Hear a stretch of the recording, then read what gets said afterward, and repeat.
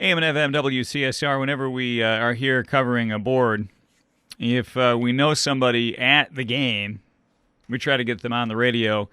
My father-in-law, Dale Conant, lives in Venice, Florida, and is in Tampa tonight for Detroit Tigers baseball. Dale, how are you? I'm doing great. Right here at the old ball game. Just at the old ballpark. Yeah, waiting for it to get started. Now, is it still called Tropicana Field down there? Yeah, it's Tropicana Field. That's what they're still calling it. Yep. Widely regarded. Now, you and I have been to 2 or 3 games together there. It's widely regarded as the worst stadium in Major League Baseball. I mean, you've been there a few times. Is it really that bad? I don't think it's all that bad. The grass, the artificial grass, I think could be a little more authentic. But I don't know. I enjoy the ball games here. It's inside and it's not hot. You don't have to worry about the rain. The first time that you and I went to a game there, if you'll remember, it had been raining heavily, and the roof was leaking right on our seats. You remember that? So you could get wet. It's possible. They moved us a few seats away. So they've done a lot of renovations there. Is there any talk of getting a new stadium down in the St. Petersburg, Tampa area? There's a lot of talk, but so far that's about all it's been, because St. Pete and Tampa are both fighting over where it should be located. So until they get that resolved, I think it might be a while before we ever see a new stadium. Dale Conant is live at the Tiger game tonight, just a little under an hour before the first pitch. The Tampa Bay Rays are one of these teams that just seems like they're right in the middle of it every year. They're in the toughest division in the American League, in the American League East. They are usually considered to have the best coach in the league, and Joe Madden. This Tampa Bay Rays team always seems like they're ready to play, Dale, don't they? Well, they always seem to wind up with some pretty good pitching and timely hitting, and basically that's what you need to win the games. You know, it's not how many you score or how few you score, but when you do it, and they seem to get the hits when they need them, and that consequently always puts them in a race. But it's interesting because they have all of these great players. They have Longoria, who's probably the best third baseman or one of the best in Major League Baseball. You've got the pitchers that you talked about. They always have a winning record. They're very successful, and yet the games are not well attended. They don't draw a crowd down to Tampa for that great team. Why do you think they have so much trouble, Dale, drawing fans down in Tampa Bay? Well, Florida is an import state, is what I call it.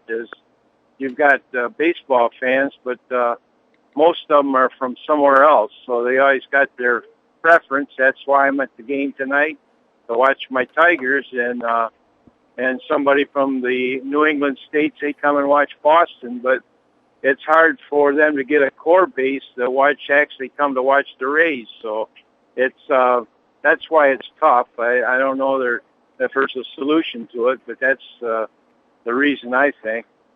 Now, the Yankees had their training camp in the Tampa area for a long time, so there's a huge Yankee contingent there too, isn't there?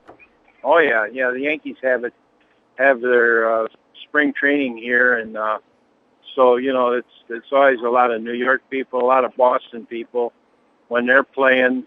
But then if you get like a Kansas City or some of the teams out west, the attendance is almost nil, except for what few Rays fans there are, and that's about it, Dale Conant and his wife Bonnie are at the ball game tonight. They lived in Hillsdale County for most of their lives, and now live down in Venice, Florida. And also, Dale and Bonnie are my in-laws, so that contributes to their being on the program tonight. Dale, this Tiger team lost 3 in a row to the Angels. I know you got a chance to watch a lot of that series on TV. What's your take of this Tiger team as we approach the All-Star break? Well, my take is if they don't get their hitting act together, it's going to be this way all year, and basically it's going to be nip and tuck. I still think they got enough to do it, but they could be an awesome team if they actually started hitting the ball. Like last night, I know a lot of people want to blame it on Mr. Coke for choking, but and it was his fault. But still, if you score one run, you're not going to win very many games. Yeah, I mean, I think coming into this season with the addition of Torrey Hunter, with the fact that you were going to be getting Victor Martinez back, there was this idea that they were just going to be able to outscore teams, and I agree with you 100%. I mean, I think some of the anger at this team is misplaced a little bit. Yeah, the bullpen hasn't been great, but we're not scoring any runs. I mean, this lineup is supposed to be Murderers Row Detroit, and you just haven't seen that on a consistent basis so far this year, have you? No, they just, you think they're going to get it together, and they start, kind of things start clicking, and then all of a sudden they go into a shell again, and, you score 1 or 2 runs. This team should score 4, 5, 6 runs every night, and until they start doing that, you're not going to see them. They're going to be 500 or just a tad above, and they're going to be very frustrating unless they start hitting. I think frustrating is a good word for that Anaheim series. It just seemed like they couldn't get the bats going. And the other thing with the Tigers, it seems to me, Dale, I wondered what you thought about it. It seems like they get the bases loaded in the first, second, third inning. They might get a couple of runs. If they don't score 5 or 6 by the 5th inning, they're not going to score anymore. It seems like late in the innings, they really struggle swinging the bats. Yeah, it seems like once they the other team brings in relief, for some reason, it's like we fall asleep or something. I don't know, but there's, like last night or yesterday afternoon, I guess it was. Anyway, we had numerous chances, 1 or 2 base hits in a key spot, and the game would have been over. But, they get them on, and that's it. Nothing happens. And even when we get our good batters up, it seems like they're good at hitting a home run when they're already ahead 7-1 or something. But when they really need it, they pop up or strike out. Yeah, and, you're getting to see probably the best pitcher in the American League this year. Some people in Boston would argue that that's Clay Buchholz. Clay has a better ERA than Max Scherzer does, but Scherzer has the best record. He's 11-0.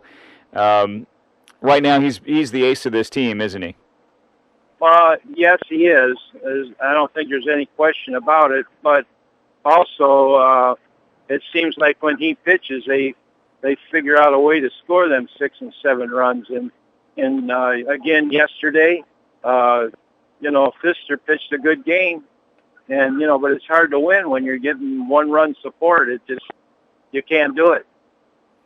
Yeah, I mean, Fister did pretty well. Scherzer has gotten the run support. Kerry and I were at the game Sunday, and Verlander's out there toiling away.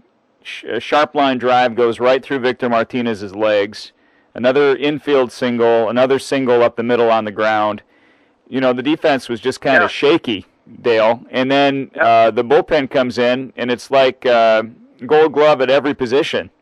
It just seems like when Verlander's been out there, yeah, he hasn't pitched great, but there have been some defensive breakdowns. There's been some hits that have kind of trickled through that have been really dangerous. But you've been watching baseball your whole life.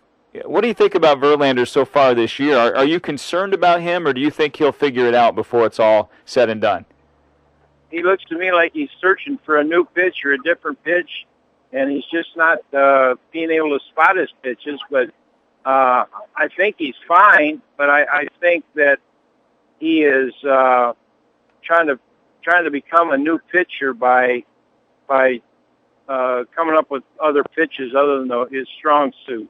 And maybe that's for a good reason. I don't know. But I think his strong suit is spotting that fastball, and the rest of them will fall in place. But if you watch the games, as I know you have, he just don't seem to rely or want to rely on that fastball like he used to. So, and I don't know what the reason is, but until he does, I think he's going to have some problems because he can't seem to master the other pitches that he needs to master. Hillsdale County's Dale Conant at the ball game tonight down in Tampa, just a few minutes before we join the network to bring you Detroit Tigers baseball.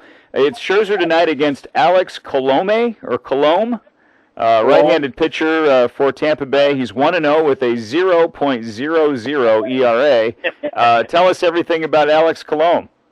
Well, I don't know much about him, so he's pitched, I think, 1 game, and I don't really know much about him. I can't really tell you much about it. Well, I can tell you he's a right-handed pitcher, and that he's 1-0 and has a 0.00 ERA.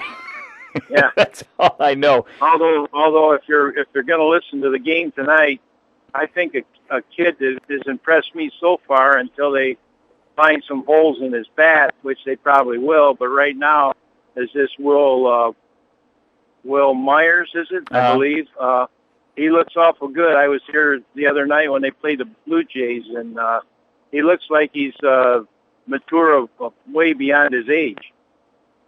Yeah, it seems like they always find good young players. They do it without amassing a huge payroll. I mean, yes, they're paying Longoria well, but it just seems like they find guys to slide in there that are really good baseball players without paying a huge salary. And when you don't draw any fans, you can't afford a huge payroll. What are you seeing right now? Tell us where you're sitting and what you're looking at as you sit in Tampa Bay at the ball game. No, we're just down the left field line, about 15 seats to the left of the Tiger dugout, about 10 rows up. Excellent seats, and crowd's starting to file in. A lot of Detroit people here. All they got their Detroit garb on one thing or another, and things are starting to pick up a little bit. Just watching, ready for the ball game. They've got the field; they're getting it ready and waiting for the first pitch. How many nachos will you consume before the ball game is over tonight? Well, I usually wind up a stack of nachos and some of them jalapeno peppers that are always good on them. They always go with a ball game. And you can knock that. I mean, you can be home tonight in an hour and a half, right? About an hour and 10 minutes from here. So you can get up and back pretty quickly, and get a couple of cold beverages to wash those nachos down. Maybe some Diet Pepsi, whatever they feature down there in Tampa. You say there are a lot of Tiger fans there tonight. I wonder before it's all said and done if it'll be almost equal as far as the number of fans there. Well, I would say that if you're listening on the radio, you will know that there's a lot of Tiger fans here. If they happen to have a good game, I think it could get pretty noisy on the Tigers side. Do you think my only fear is tonight is Scherzer is 11-0, and he's got to lose sometime, and whether he can go 12-0 is the numbers and the averages start to catch up with you. So I hope he has another great outing like he has been, and we score a gang of runs. That'd be great. Yeah, I don't think that anybody could blame you if Scherzer loses tonight. Tampa Bay is 41. They're 41-38. They're 2.5 out of first place in the American League East. Detroit is 42-35, and they've got a 3-game lead over Cleveland in the American League Central. It's the Tigers and the Rays. Dale, thank you so much for the insight. We really appreciate it. Have a great time at the ball game tonight. Thank you, Andy, and it's always good to know somebody on the radio so you get an interview. You have a good night, and good luck, Tigers. And tell Bonnie I love her. All right. Bye-bye. See you later. Dale Conant live at the ball game down in Tampa. It's the Tigers against the Tampa Bay Rays coming up. We meet the network in about 15 minutes.